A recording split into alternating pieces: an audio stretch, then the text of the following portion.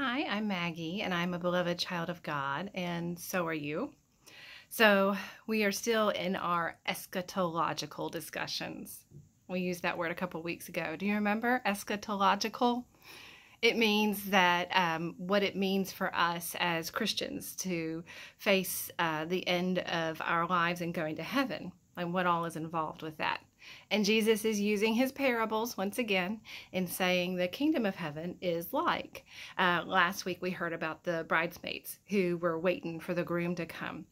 And today our story is about some servants who have been given some money and they're waiting for their master to come back. So a lot of waiting involved here. And that's to show how we as Christians are waiting for Jesus to come back. So today's story, Jesus tells us it's the parable of the talents. And remember, a parable is just a story that he uses to make a point to us. And in this story, we hear about a master, a man who has a large property, and he's going away. And he calls 3 of his servants. And one of his servants, he gives 5 talents. Now, the word talents actually means it's talking about a type of money. It'd be like if you'd said dollars or pesos. 5 talents, though, this is important. 5 talents is a crazy amount of money. It'd be like this man called 3 of his servants, and the first one he gave $1 million.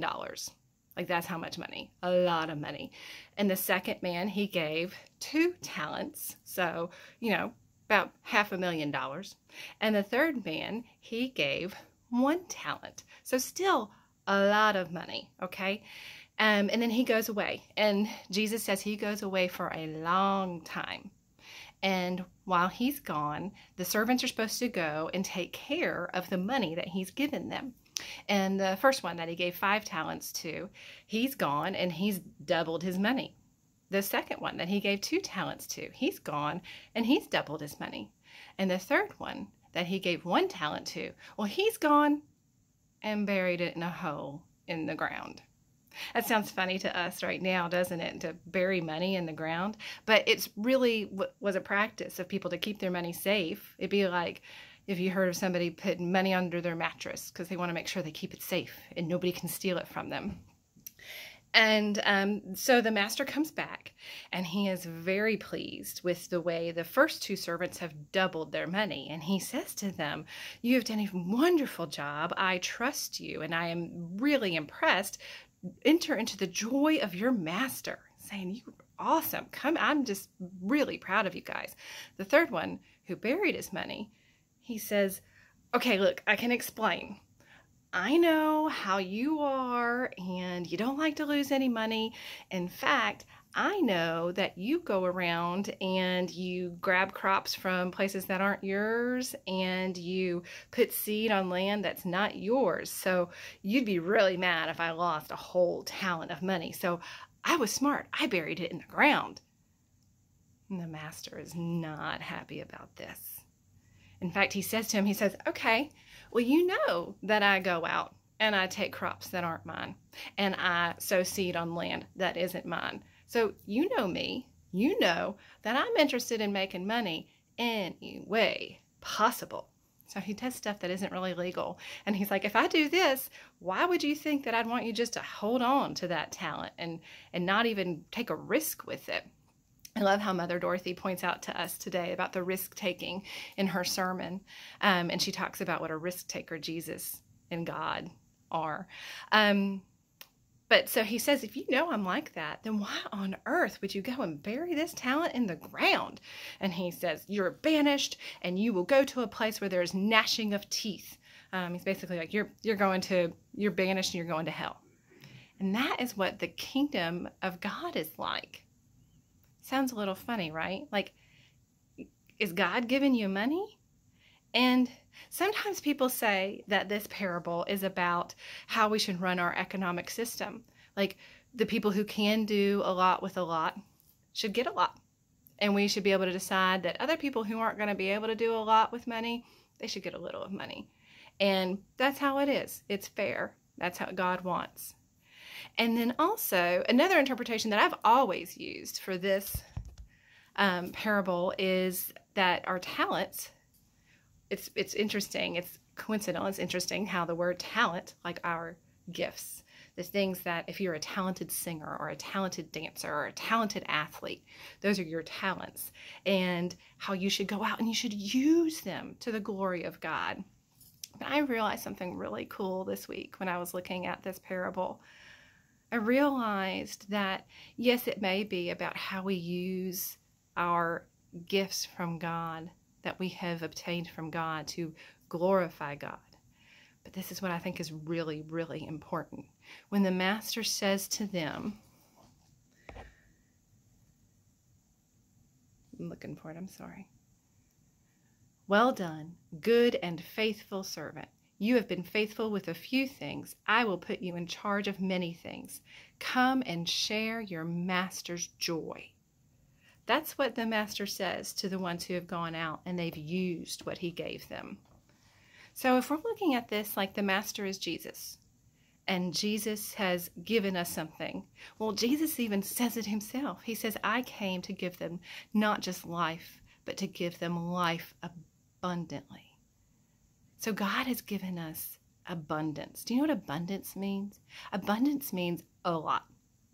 You have been given so much. You don't think so? You look around right now and you feel like, oh, I'm stuck in my house from COVID. I'm tired. Money is tight. I don't have enough money for groceries, or I'm worried about my family getting sick. And you can look around and you can see all the things that you say you don't have and that other people might have and you don't. But I want you to think about this. If you can hear me right now, if you can see me right now, if you can tap your toe right now, then you have a brain that is able to send signals quick as a flash to your ears, to your eyes, to your toes. And it's marvelous what you can do. You are amazing. The same God that made snowflakes with all of their intricacies, the same God that made Mount Everest, huge, majestic mountain, or the Grand Canyon, the same God that made teeny little spiders that can spin beautiful webs, the same God that made all of creation saw fit to make you and to tell you, I love you so much that I will come to earth and I will become incarnate. I will take a human body and I will die for you because I love you so much. You're amazing. You have an abundant life. It's hard. Like right now, I could tell you 20 different things that I'm worried about happening or not happening, or 15 different things that I'm upset about from the past that have already happened or I'm sad about, or even if I sit here and think about things that made me happy in the past and that's all I think about. I'm not here in this present moment. I'm not sitting here thinking, I can smell the air. I can feel the air. I can hear the noises outside. All of the things that are here in this present moment are beautiful and are abundant. You have these gifts.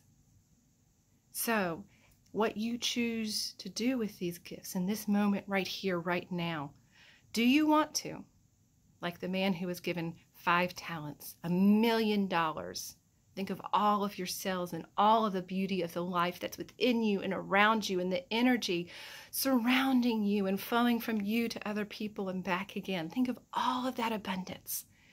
Do you want to go out and do you want to double it? And do you want to make it grow? And so you can see everything that you have to be grateful for and rejoice in the grace and the glory that is God?